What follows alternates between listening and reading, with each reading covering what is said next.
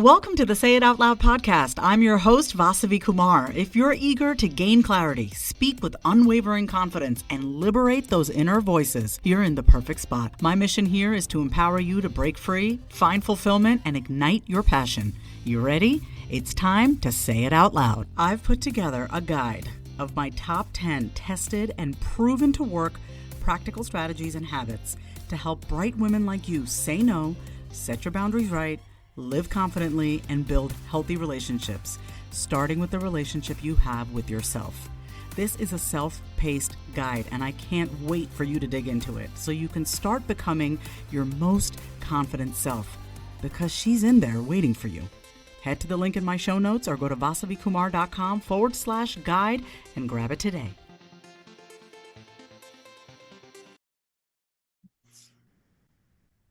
Welcome back to another episode of the Say It Out Loud podcast. I'm your host, Vasavi Kumar. I am so happy to be here with Toni Jones. Definitely stalked you, Toni. Not going to lie. I have no shame in admitting that. Toni is an affirmation music artist. That's just the one title that we're going to run with today, but there are so many different layers and dimensions to you, Toni. And I just want to say, like, when my client, Alex, actually shared your Spotify playlist with me. And she's inside my Say It Out Loud group. And then I had taken a bath, like a beautiful bubble bath. And I was like, all right, I'm going to take an edible. I'm going to chill out. I want to listen to Toni Jones. It was my first time ever hearing you. And I remember, I forgot which song it was. I think it was like Inner something. I forgot the title. Inner Breakfast? Yes, it was Inner Breakfast. That's what it was. And I was like, oh, anything that has the word inner in it. And I was like, oh, this is really good. Oh, my nervous system feels really like calm listening to her. And I'm like, I need to have her on the podcast. And so here we are. I just want to say thank you. I know you're busy. I know you got a lot of stuff going on. Thanks for being here today. How are you? Thank you for having me. I'm well. I would love my audience to first just get a glimpse and understanding of who you are today and how you got here. And then I want to get into the things that are on your heart and the things that you want to talk about today on the podcast. So yeah, let us know who's the woman that is Toni Jones today. I'm still figuring her out. Yes, amen. Aren't we all? I'm at a point in my life, the season I'm in right now is I'm rediscovering what I like about life, why I like being here, what lights me up. I feel like I've been here 1,000 years and I feel like I just got here all at the same time. So it's been a journey. My academic background was in psychology. I'm a neuroscience, human behavior nerd. And that's what led me to start my coaching business and well-being back in 2014. And I did life coaching for about 6 years. And around in 2018, I just did not feel like the message that I was spearheading was, I won't say popular, but it just wasn't landing, with my clients. Like, they were fans of the message, but they were just like, Toni, we got kids, we got businesses, we got employees, we got to figure out what insurance plans to, it was just, people had things to do. Well-being and mental health was not a part of our conversation and on our timelines in 2018.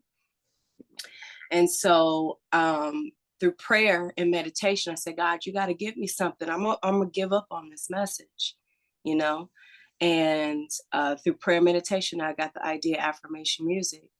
And I'll never forget, the next day I Googled affirmation music and no one had coined that phrase. I was like, I get to do this, like me.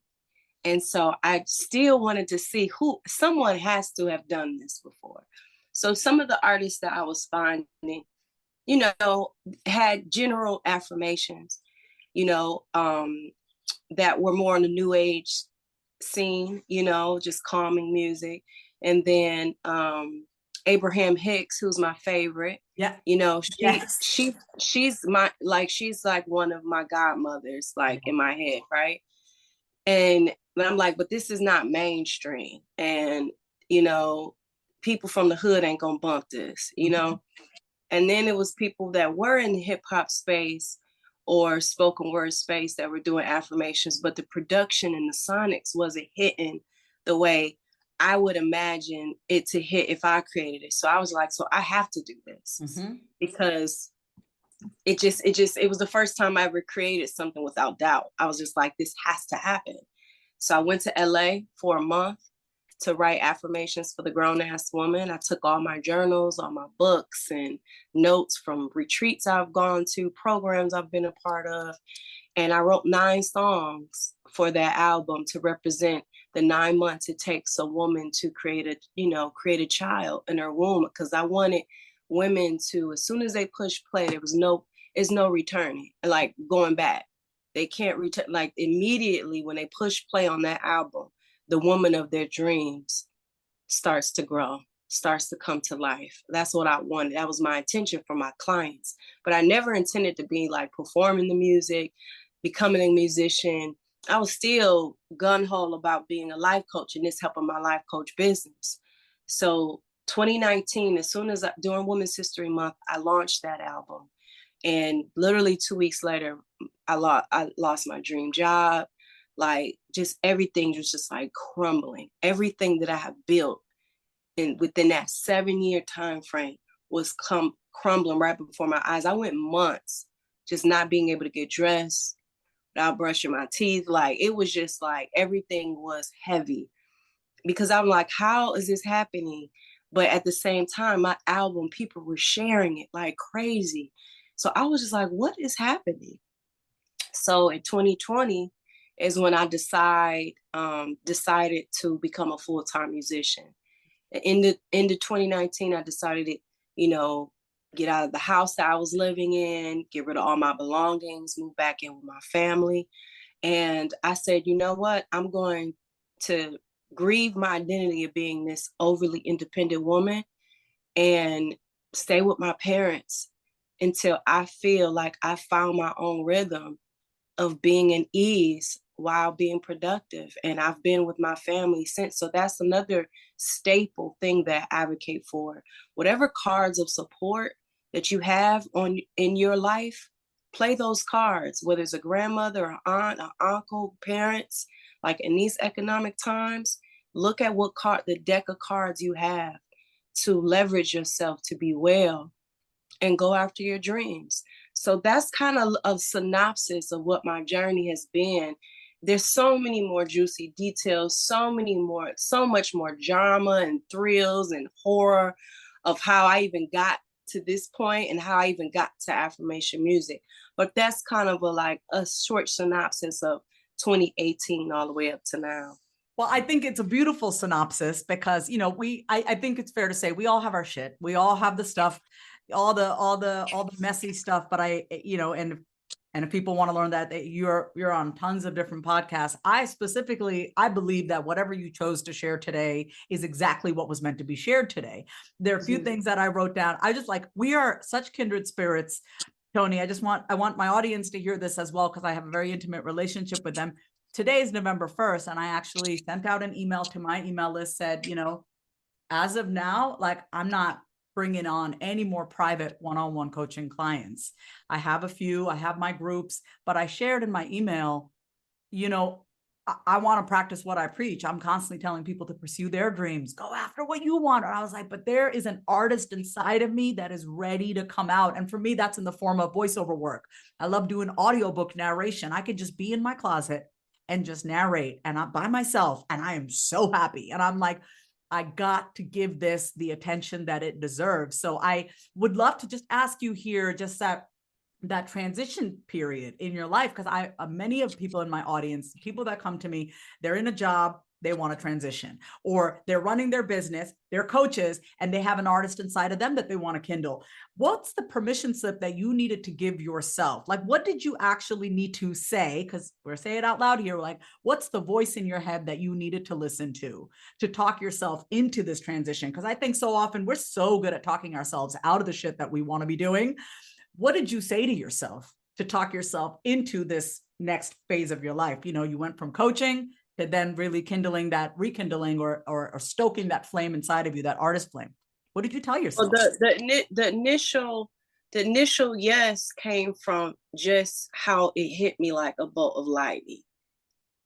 There is and I don't know if you're familiar with human design, but in my human design, my power is in when it's a full essence. Yes. Are you a generator? I am a pure generator. Me too. Me too. Yeah, no, I mean, that it's real. Like that is real. And It's it's real. like prioritizing our excitement needs to be a thing. It needs that's what I realized. So when it hits me that way, it's like I have to do it. Like it's so big that I don't have room for doubt. It's like because it's oozing out of me, you know, and so it doesn't leave any room to doubt it. So that was my initial yes, but saying yes to becoming a full-time musician. Have you ever heard of that phrase, let go or be dragged? Yes. So my yes came from being dragged. It came from being dragged. A lot of times when I've had attachment issues to things that brought me a sense of security, stability, and consistency, right? So my history is that I haven't had the best relationship with change. My coping skills wasn't really solid in that with change, right? Because I associated change with like destruction, like something that's devastating, I'll be destroyed. That psychologically, that's how I interpret it. I didn't see that it was like opportunity for growth and evolution and expansion and possibilities. And so, but I'm shifting. I'm learning that that's the truth, right?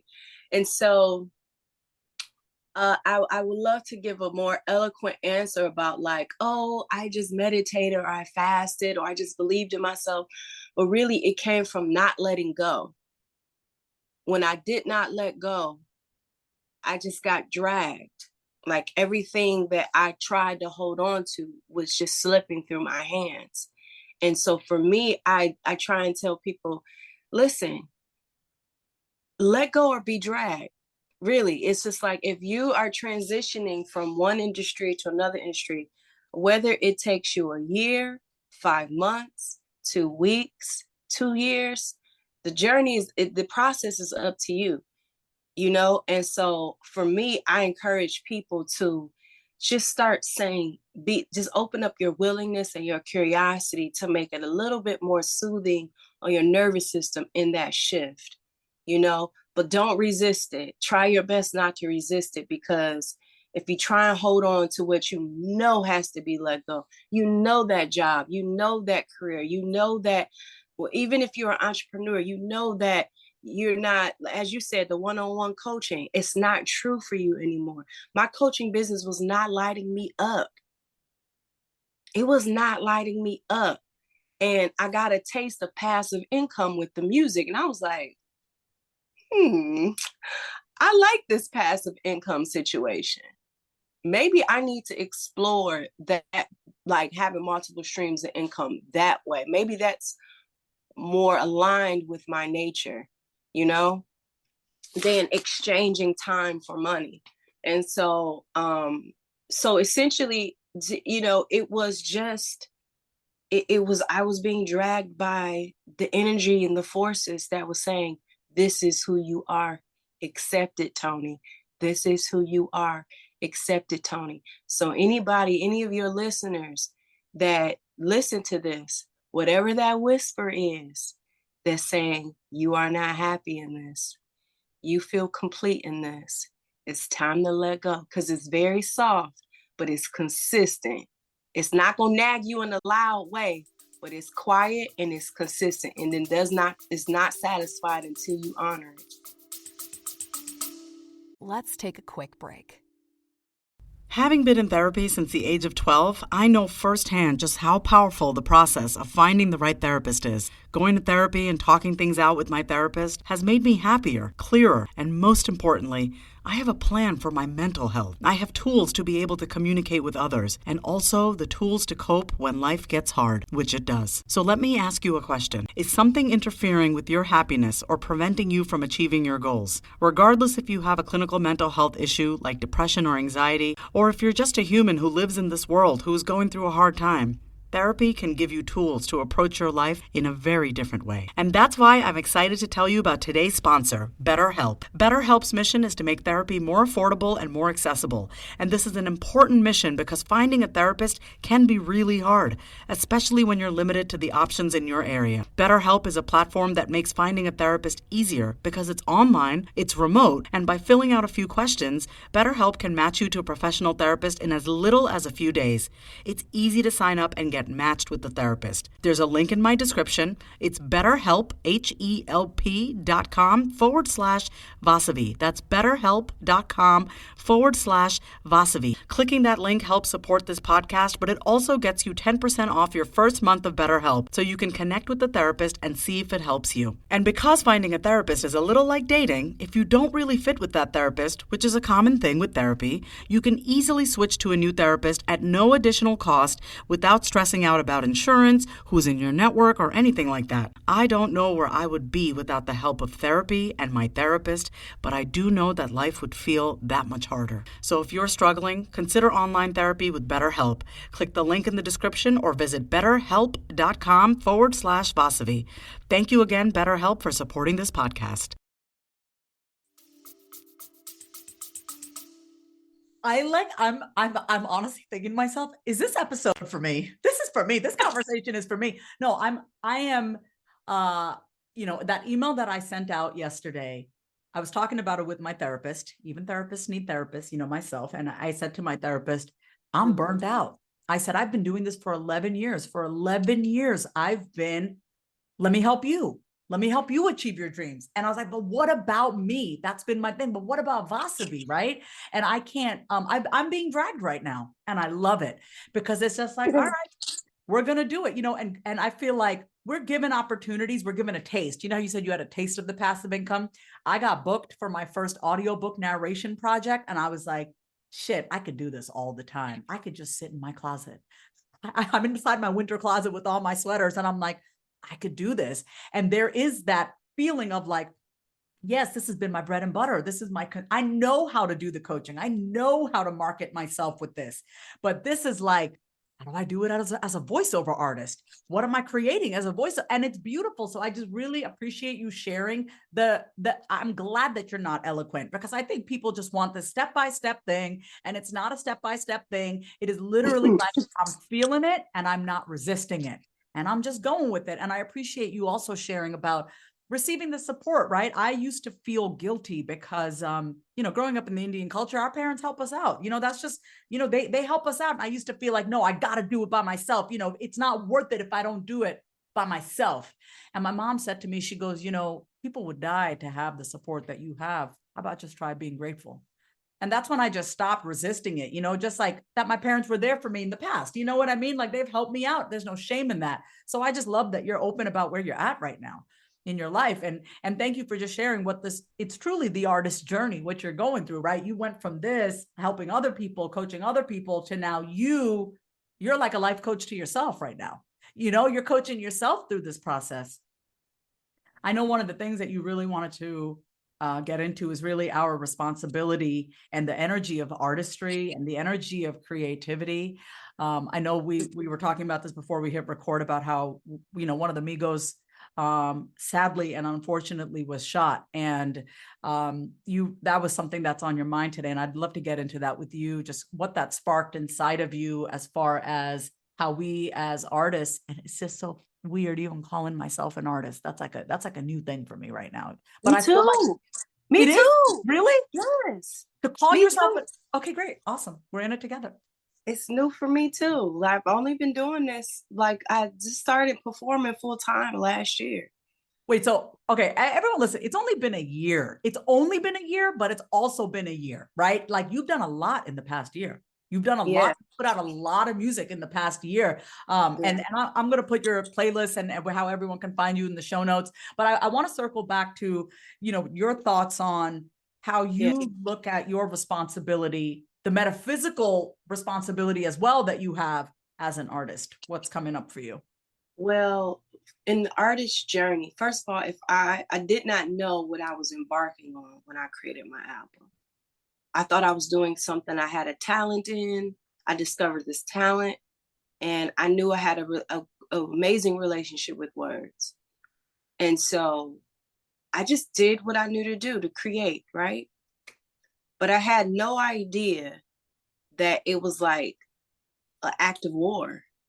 Mm. When you get into the music space, when you start to go into the arts of any kind to express yourself, whether it's cooking, culinary, voiceovers, as you put it, you know, voice acting, whatever the case, painting, writing, whatever it is, whatever arts, you are really a spiritual channel, Oh, I love it. because you are taking emotions and thoughts and feelings and channel them through this medium art.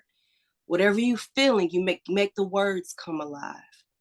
Whatever you imagine, you're bringing it out into the world. So it's spiritual activity that you're involved in. And so the more you're in this journey, the more spiritual activity happens within you. So all your demons are going to come up. Mm-hmm. All of them. Not one will be missed. All your bigness will come up. Your divinity will come up, and it'll challenge you to decide, are you going to own this type of confidence that you've never known and seen in your family? Like this is the artist journey. So why am I saying this?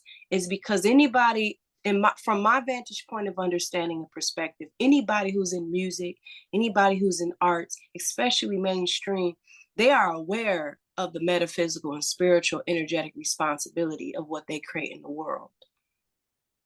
They have to be, because I know what my journey has been. And even if I wasn't doing healing music, what if I was just doing R&B music? There is something that happens when you start to influence the masses energy with your words, with your intention, with your emotions, with your expression. Music has a medicinal legacy. And so when I think of rap and hip hop and R&B, because of my background in psychology, because of my spiritual convictions and literacy, I can't separate the artist from the art. Mm-hmm. I'm like, when I hear certain music, I'm like, oh, this encourages codependent relationships. Yep. That's what I hear. Yes. You know what I'm saying? It's like, when I hear certain songs, I'm like, hey, it's a bop. But I'm like, man, they telling us to kill each other. And they're telling us to objectify women and to emotionally rape women.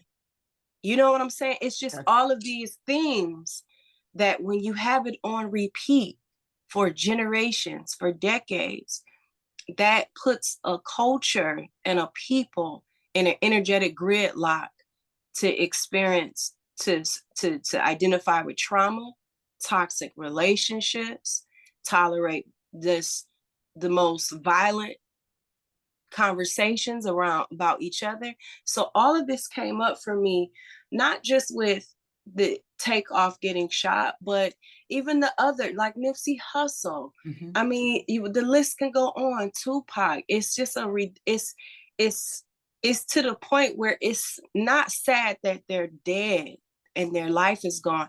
It's sad that we don't see the connection of the music that influences our people that are in impoverished environments that create violent type of outcomes.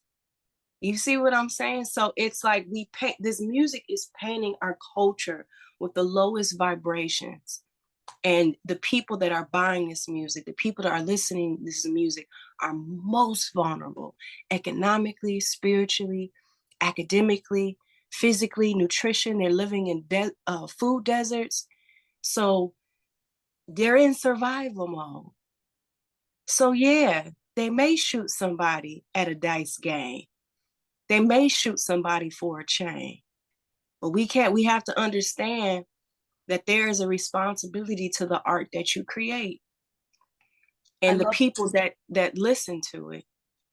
I love that you said you cannot separate the artist and their art creation. In Hinduism, we have our one of our swamis used to say the creator and creation are one and the same, because there's a Sanskrit saying that says tatvamasi, which means I am that, right? So our guru that we used to learn from always used to say, the spider and the web are one and the same. The web comes from the spider. And I love that you said that, because like there is such a responsibility when you open your mouth, and when you have that kind of influence, and even before you get to that place of influence, everything that you're saying, like I don't want to say certain words because of how it makes me feel. So I think it's sad when an artist is just saying stuff, whether to just sell records or for that shock value, and then not realizing, oh shit, the impact of my words, yes, it's making me money, it's selling records, but it comes back to bite you in the ass. And I think it's pretty fair to say, even in this situation with Takeoff and Migos,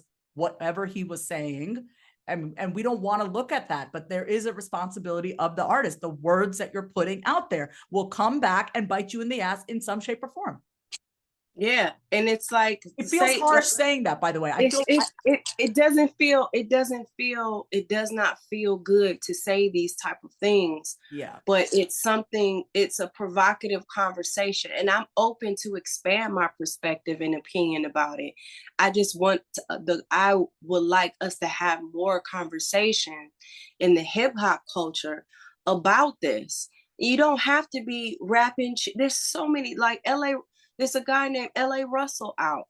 There's a guy named Londrell out, that they put out positive music, but they have a way to still be true to the culture. Mm-hmm. It's called creativity, and so to me, it's a harsh reality, because it just seems insensitive to the life that was here and that life that is gone.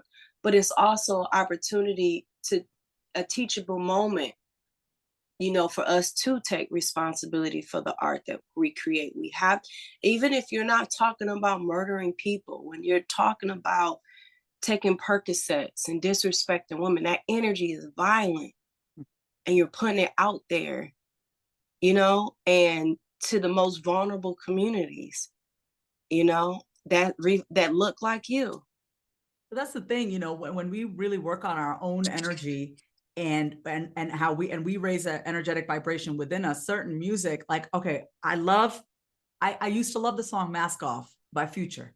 Okay, I love that song, Take Your Mask, but it's like he keeps saying Molly Percocet, and I'm like, I didn't like the way it felt, because I used to have an addiction issue. I went to rehab twice, right? So like back then it was cool to listen to that song. It was like part of the vibe. And when I got sober, and I'm now going to be 4 years sober in March from cocaine, when I hear songs that I used to vibe to and jam to back in the day, I just can't do it anymore. Because I'm listening to the words, like, or I can't feel my face anymore. What was it? The Weekend. I used to love that song. I can't listen to certain songs because it brings me back to a time in my life where I didn't like who I was. You know what I mean? So, but that's why the music or whatever we put out there, I always think to myself, how is this going to actually improve your life? Right? Whatever I put out there. And I want to ask you about your creative process, if you're willing to share, when you sit down to write your album of songs, or just one song at a time, what's the question that you ask yourself before you hit pen to paper, or before you hit record? Like, how do you train your insides to then really be mindful and intentional in what you're saying? With the first album, mm-hmm. Affirmations for the Grown Ass Woman, my main thought was, what do women need to hear? I love that simple question, because you were on your own journey, and what do women need to hear? Okay, great. Love it. Simple question. What do they need to hear? And then the clarity came from me being a coach. What were the conversations that were had the most in my coaching sessions, at my events, with my friends, with the women in my community? And those 9 songs were the answer to what I thought women needed to hear based on my experience with women. The other albums were about, what do I need to hear? Wow. How do I need to talk to myself? So the rest of because after that first album, I got really radically selfish. I said, because majority of my life, especially adult life, but majority of my life, my identity was wrapped around being valuable to other people because I knew how to be valuable to other people. Mm-hmm. And because of what happened to me in 2019, I had to let go of that identity of knowing what people expect of me, my mentees, my mentors, my clients, my friends, my social circles. I mean, it was about 70 people that always had direct access to me, mm-hmm. you know, before 2020, before the end of 2019, and that ended, you know? And so 2020, I had to rediscover, who am I if I was my only client? Like, what if there was no world problems? There were no world issues. Money wasn't a thing. And what the type of music would I create for me? Like, if I was my only person to save in the world. And all my albums after the first album was that. So my creative process is always, would I listen to this? Is this true for me to say to myself? Like, would I listen to this? You know, I'd rarely think about it. Maybe I may think probably like out of 100% of what I put into my music, I may think about people 5% of that process. Wow. And 95% is about me. Wow. Okay. So even I sometimes just don't have anything to say out loud. I'm processing everything you're saying. So everyone give me a moment. Because you're saying, okay. So this is so beautiful. Toni, what you said about being valuable, like, you know how to be valuable to people. You know, I just want everyone listening to hear this conversation like you're in this conversation with us, because I know many of y'all might want to be transitioning. Maybe you're scared to make that move. Who am I if I'm not valuable? I know how to help people. I have at least 20 people who have access to me right now, if not more. And I'm thinking about to myself immediately, like, if no one had access to me and I was my only client, what would I be creating? What would I be saying? What would I be doing? And the thing that is that in this season in my life, and please share on this with you, like, when you went from, you know, what happened in 2019 with you, and, you know, here you have this great, it's such polarity, right? You have this album that's being shared left and right, but then your whole world is crumbling down and you're living with your parents. There's nothing wrong with that, living with your family, but there's such a polarity there, you know, like, one aspect. By the way, I shared this on a few episodes ago.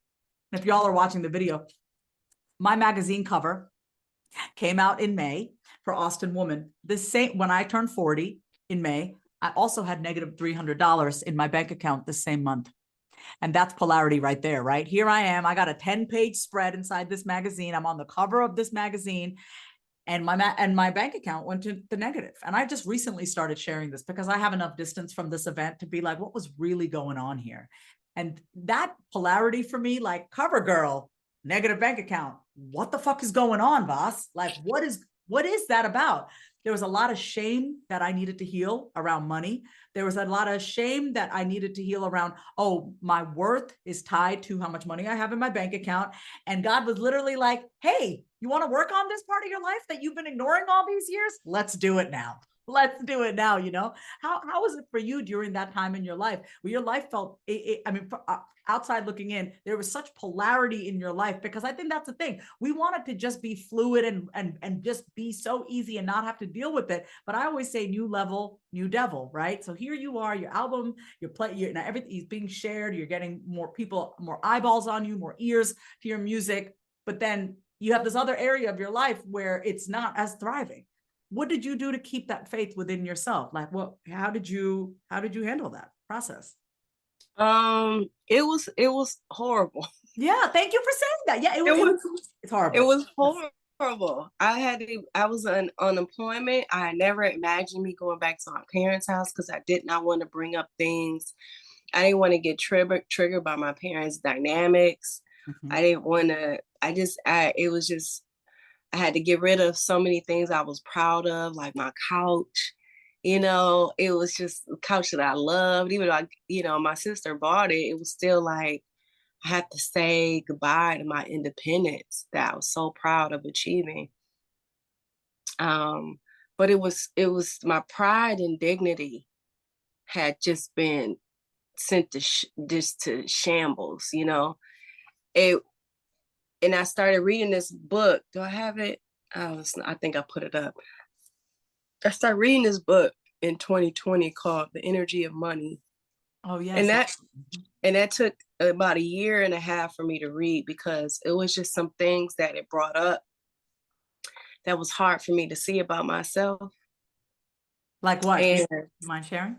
huh? You mind sharing? No, I don't mind sharing. Just the illiteracy, and that my spending habits and my relationship with money had to do with my sense of worth, you know, and that I don't know if I can fix that or not, you know, like nobody, no woman in my family are financially sound, you know. And I won't say financially sound, but it's just always survival, you know. And I was just like, but yet I create music about financial abundance, because this is the reflection of where I see myself, how I want to see myself, but how my life looks financially looks so degrading and so counter, you know. And so for me, it was very humbling. I had to actually ask people for help. My friends were paying my bills in 2019 and 2020. And, you know, and they were my white friends, you know. I had to ask my white friends, like, and they're like, of course, we're privileged. Please take advantage of us, you know, because those are the type of white friends I have. You know, they get the racial matrix, right? So, and I paid them back when I could pay them back, you know, but it taught my brain that I'm worthy of asking for help financially, and that I'm worthy of receiving that. Like, I create that space, because the anxiety, the shame, the guilt around being on unemployment and having this beautiful social media page and having this brand and all of these things, it just felt like that imposter syndrome type thing. Yeah. And so for me, when I asked for help and I received that help and got a solution to my problem, I was like, wait a minute. I don't have to have an inner tantrum. I have solutions to my problems. I have people that want to help me. I am the one that's causing all of this internal violence around money and me. Like, money comes and goes. There's going to be ups, whether I'm great at managing money or not. Money is supposed to go in and out. There's billionaires that file bankruptcy. Like, this is the nature of money, you know? And so for me, it was a paradigm shift on how I viewed money, because I was like, it can come and go, but at the end of the day, I have to maintain my peace and know that all my financial problems, every last one of them, have financial solutions, even if it boils down to me asking for help. Which is usually the solution that most people don't, they try to avoid that at all costs. And I think you sharing your story about that really just shows, sometimes, you know, I remember when I had to go to rehab the second time, and, you know, being someone who's been through 12 steps, AA, you know, the first step is to admit that we are powerless. I fucking hate admitting that I'm powerless. First time I went to rehab, I refused to admit that I was powerless. That's why I relapsed 7 months later. Second time I went, I admitted that I was powerless. And that's when my life really changed. When I was like, I don't know what the hell I'm doing, because clearly I'm back in rehab. What am I doing? I don't know, you know? And I really just appreciate you sharing that story, because I think when it comes to money, people just have like this, oh my God, I can't ask. It's like the worst. Like, I'd rather starve than ask for help. And so just thank you for sharing that and letting people know that it's okay. I just have to say that you have such a way with your words. You already know this. You know, is there ever a time for you where, I had a client say this, like, she's worried that her creativity will like go away, you know, like, oh, I wrote this really great, you know, have you ever had that? Like, you know, you wrote this album, it was awesome. Like, do you give your creativity a rest before you get back up? You know what I mean? Like, do you take periods of rest in between one creation being completed and another? Like, what's that? Because your words are just, I was listening to you, Toni, and I'm like, I was like, she literally handpicked every word. It's like every word is intentional that you use. And I can feel it because when I listen to your music, it's just like it's like a steady feeling that I have. It's like a salve to my soul, you know? So yeah, no, it's beautiful. I have my little ritual when I come out of the shower. I lay under the fan for 5 minutes so I can completely dry off. I put my lotion on. And then I was listening to you while I was doing that. And I'm like, I feel so good right now. I feel like I could do anything. I could be anybody, you know? So it's like, what do you do to like keep like whatever gift that you have, the gift of words, and be able to mix that with music and, you know, being able to speak to that soul? Like, what do you do to nurture that within you? How do you nurture that gift within yourself? It's Does that make sense, that question? Like, no, it makes sense. I don't like intentionally take breaks, but it all depends on where I'm at with my mental health. One of the biggest things that I have found in my mental health journey is trusting my intuition on who's who to have around in my intimate circle, who needs to be 5 circles out, who needs to be friend associates. I really prioritize a lot of chemistry with people, as though like that's the priority, the chemistry, the connection, right? And really, I can connect with anybody. I've accepted that this year, that I can connect with anybody. And a lot of times I may be projecting that onto somebody when they're really not connecting with me. You know, they just kind of want to take my light, if you will. Or because you maybe have the ability and also your background, I say this, like, you're really good at seeing the best in people. But that doesn't mean that that's reality. That's why I've always dated potential. I'm like, I can see the potential, but it's like, no, bitch, that's not who he is right now. He's a functioning alcoholic. Oh, but he could be. So I've had to, I am very single and I'm loving it right now. I'm loving it too. I told my mom the other day, I told my mom, I go, no one deserves to sleep next to me. No one deserves to sleep next to me. Yeah. That's where I'm like, I told somebody the other day, I was like, I can't imagine a penis going inside of me. Like, he would have to be half alien or I can't, because I feel like men have been plagued with the patriarchy. They would have to do a lot of unlearning, a lot of healing work to even be in the courts of intimacy with me, because I don't desire it. I'm not attracted to that anymore. You would have to, I don't know. That's just the season I'm in right now. And I've never been here in my entire life. And it feels very liberating to be free from desiring men. Like, I feel like a spell has been broken. You know, all I want to do is live a big life. But I digress. What I want to finish that complete my thought with what you were saying about taking breaks.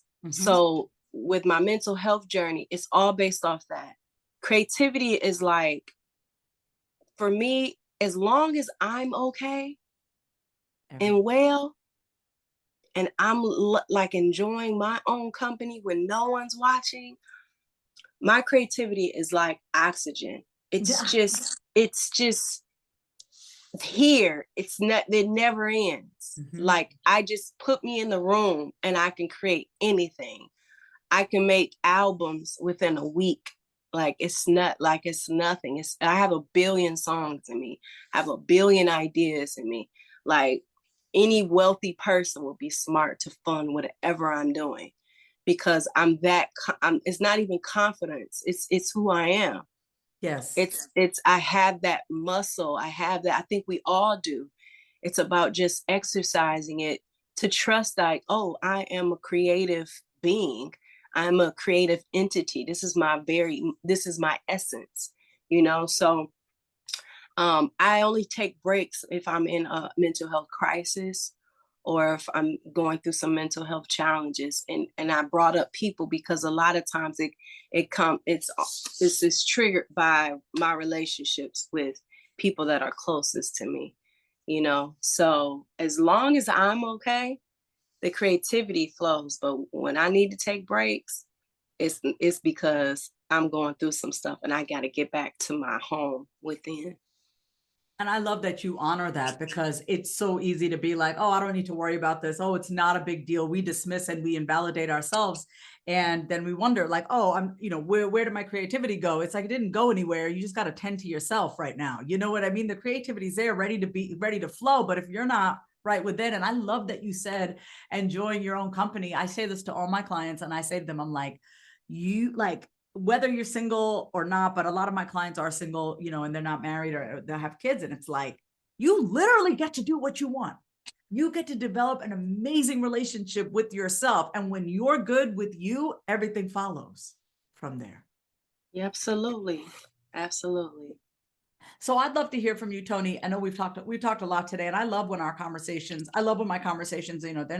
we touch on many different things, because we talked about creativity, we talked about your inner circle and I love that you said that, because it's like, we think that having that one annoying friend around is, it's okay. It's no big deal. I got to handle, but that shit eats away at you. So Okay. have you had to set some, pretty strong boundaries in the past few years with yourself and with other people? I'm going to take that as a yes. I'm going to take that giggle as a yes. Well, what's interesting is my last album I produced with my manager, my producer, and he was my DJ. He was the one that encouraged me to start performing. Mm-hmm. And that situation, I didn't know how bad it was till I got out of it this year. And it nearly destroyed me. Like, for real. And I'm in recovery right now from it. And I'm in awe of how I keep just getting better no matter what comes to me. So I didn't set with that dynamic, because I was in love too. With that dynamic, I didn't set not one boundary. I didn't want to. I know. I didn't want to. I was just like, you just got complete access, because it's something about when you experience, well, I won't say when you experience, but you have certain childhood dynamics that you're missing out on, like with connection. When somebody comes along and gives you that pal, that ally, that life ally, like we're doing life together, it's just like, you're my friend. You know what I'm saying? It's like that Bert and Ernie from Sesame Street. It's like we're to get like Miss Piggy and Kermit the Frog. Like, and we're in it. It's so familiar. It's painfully familiar, but it's also comforting. That's the mind fuck. It's painfully familiar. I didn't know how much I was replaying certain family dynamics I grew up around with that dynamic. So I was terrifyingly trying, like, I felt like I was always in terror and anxiety with that dynamic, because it's just like, how am I not practicing what I know to practice in this dynamic? Something's not right. And it wasn't until I got out of it to see how toxic and the dynamic that I was in. There was a lot of codependency and narcissism and trauma going with that situation. And I mean, till this day, it's certain things I think of, and I'm like, I can't believe I allowed that. Like, it makes me want to care for myself that much more, because I'm like, that felt like home to me. Who was like that in my home? And when I realized who was like that in my home, I was shocked, because it was the first time I ever realized I was dating a relative in my family over and over again. And once I realized who it was, I was able to get to the roots of it. So now I won't say I don't desire closeness or intimacy, but it's something I'm very satisfied with my own presence. I don't feel like I need everybody as much as I did before. And the community and village that I have, the connections that I have, it's so more than enough, And so when it comes to setting boundaries with that dynamic that I had to completely cut ties in every way. So I had to completely cut ties. And it was something I cannot ever describe, but I've heard people I've heard people describe that type of pain before. So I know I'm not the only one who have experienced that. But letting something go that feels like it's entangled to your very like cellular, design was very painful. And because I not only had to cut ties with him, but I had to cut ties with the version of me that was used to this type of pattern and dynamic since I was, a fetus, you know what I'm saying? Like, and so it took a lot of things that I identified as me. And now that it's been gone, it's been a huge void where you do feel alone, you do feel emptiness, but opportunity and potential to create and discover and wander and explore who you are without those identities that you had to let go.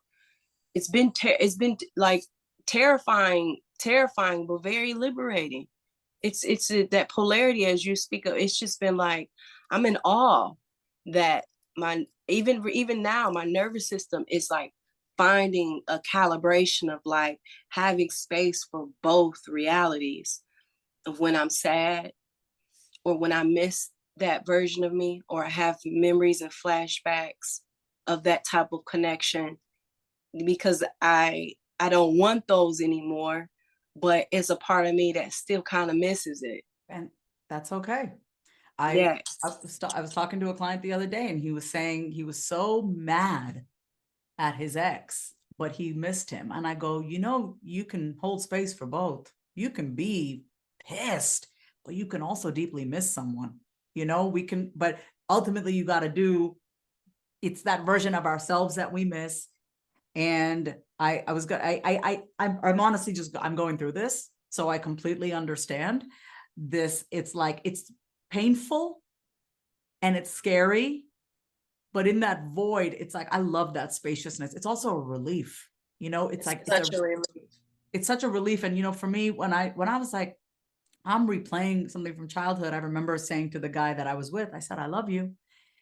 And he didn't say anything. I go, do you love me back? And I asked him and he went, mm-hmm, mm-hmm. And I was like, fuck, I used to do that with a relative of mine, with a, do you love me? I like having to ask, do you love me? Because I would say, I love you. And you don't respond back. And I cry for that part of me that, that's like a 4-year-old me. That's a 4 or 5-year-old me that would ask that. Do you love me? I used to ask when I was a kid, if I died, would you cry? And my therapist goes, that's dysfunctional, right? That was normal for me. It was normal for me to ask that question. If I died, would you cry? I would ask that to my relatives, specific relatives growing up. And then in this relationship, it's the same type of energy. Do you love me? It's like uncertainty. How do you feel about me? And I should not have to wonder how you feel about me because I should not have to wonder. I'm so explicit about how I feel about you. I never want anyone to wonder how they feel. And that's love. That's love. So it's like now with boundaries with people, it's like I pay attention to exactly what my technology tells me, my inner technology. I'm like, if these people don't feel safe, if I feel something, if I feel like, and this is how I put it, it's like, okay, door number 1, what's behind door number 1? Okay, I can see that. What's behind door number 2? I can see that too. And if it's something I can't see behind door number 3, I don't wait to get evidence. I don't wait to that door open for me to say, oh, I can't have you close to me. If I feel that energy of something that's not in my best interest, I know how to place people now. I'm more loyal to my intuition. So I set boundaries based on the way that I'm signaled that, and I don't question it no more. It's just like, yeah, this doesn't feel good to me. So, but I like you and you're cool, so you can stay associate, but I'm not going to fantasize you being a soulmate or a soul sister or an ally to be in my inner circle. Like, I need to learn who you actually are, And so I'm proud of that I'm in that space of being open to learning that way, because the way that I was connecting prior to 2022 was mixed in with a lot of codependency. And I thought because I was mentally aware of it, that I should be in my embodied awareness about it. But this year taught me that no, you got to go through some classes to actually learn how to practice it. It's not enough to just read about it and know about it and talk about it. You have to actually practice it. And because a lot of us grew up in codependent households or narcissistic households, you have to go through some challenges and some things to bring that and purge that out of you, and to make the conscious choice to say, I know I've learned this type of behavior, but I'm conscious enough because of what I've gone through to make another choice, to not create more codependency. Or when codependency shows up, I know how to set boundaries to those dynamics and those relationships. It's my pride and joy right now to be able to have this big of a heart and have this amount of love and compassion in myself. And I don't have to give it away just because it's there. No, you don't. And I love that you said that. Like, maybe it's just for you right now and your music. And that's okay too. It's okay to just reserve that for you, And I'm really curious and excited to see what you create from this space that you're in and what you continue to create from this space. I know that when I took a good solid 2 months off from the guy that I was mentioning, I mean, I felt so, it was that next level confidence that I couldn't tap into as long as I was in that dynamic with him, right? It was a next level confidence. It was a next level conviction for me about who I was. There was like a certainty about me that I loved, and I hadn't experienced that before. So I know that from that place, I can create so much when I don't have these energy leakages, yeah. So just thank you for sharing your story here on the podcast, Toni. Is there anything left unsaid inside of you that you'd like to say out loud? Just, I guess, have fun, everybody.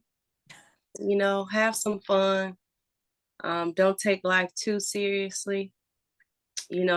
Try to figure out how to enjoy this life a little bit more, and not enjoy it by just taking a vacation or going to the spa, but get curious of how you can enjoy the mundane. Yeah. Even if you don't know how, just being able to say, I am willing to be more curious and more embodied and having joy in doing the mundane. Just being able to say that opens up opportunities and energetic portals for you to experience it.